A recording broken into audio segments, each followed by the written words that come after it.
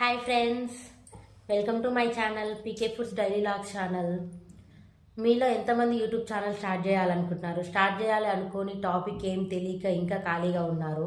మీకోసమే నా చిన్ని ఐడియా. మీకు నచ్చితే సబ్స్క్రైబ్ చేసుకోండి. వినిపిస్తుంది కదా? ఓకే.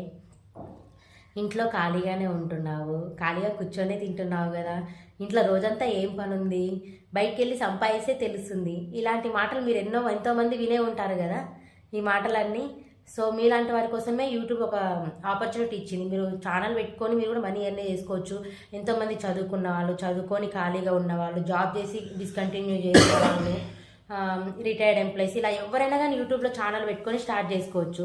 నాకు చదువు రాదు, నేను చదువుకోలేదు, నాకు కమ్యూనికేషన్ స్కిల్స్ లేవు, లేకపోతే అది రాదు ఇది రాదు, ఏది ఇలాంటివి ఏవి ఉండవు. మీ దగ్గర ఉండాల్సి యూట్యూబ్ ఛానల్ స్టార్ట్ చేయాలనుకుంటే మీ దగ్గర ఉండాల్సింది ఒక మొబైల్ మాత్రమే. అది టచ్ మొబైల్ ఒకటి ఉంటే చాలు, ఇంకా ఏం అవసరం లేదు. Hi friends, good morning. నా వైఫ్ ఫస్ట్ యాక్చువల్గా ఏమన్నదంటే, నేను బయట వర్క్ చేస్తాను. తను ఏమన్నదంటే, నేను ఇట్లా యూట్యూబ్ ఛానల్ పెడదాను అనుకుంటున్నాను, మరి ఏంది నీ ఒపీనియన్ అంటే, ఫస్ట్ నేను అనుకుంటాను కదా, యూట్యూబ్ తెలిసిన వాళ్ళు చూస్తారు, తెలియని వాళ్ళు చూస్తారు, మంచి ఉంటుంది చెడు ఉంటుంది, ఎవరో వేరు వేరు మెసేజ్ పెడుతుంటారు, ఏంది మంచి ఉంటుంది చెడు ఉంటుంది అని ఆ కాన్సెప్ట్ తోటి నేను వద్దులే అని చెప్పిన. తను అన్నది కదా ఫస్ట్, అది ఏ విషయంలో ఏ పనిలైనా మంచి ఉంటుంది చెడు ఉంటుంది, బట్ మనం వేసే అడుగునే మనం అది మంచి దిక్కు పోతే మంచిగా ఉంటుంది, చెడు దిక్కు పోతే చెడు ఉంటుంది అని చెప్పింది. నేను అన్నా కదా, సరే ఐ కెన్ సపోర్ట్ అని చెప్పిన.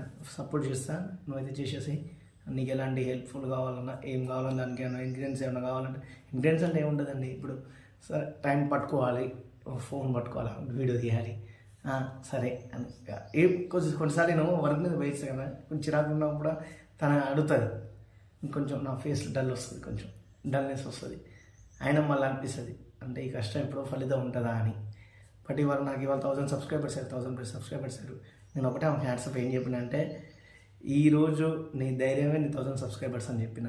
నీ సపోర్టే నా సపోర్ట్ పక్కా పెట్టు. నేను ఫస్ట్ నేను 500 సబ్స్క్రైబర్ నాకు నీకు అవుతారా, 1000 సబ్స్క్రైబర్స్ అవుతారా, నీ 1000 సబ్స్క్రైబర్స్ అవుతారా అని నేను అనేది.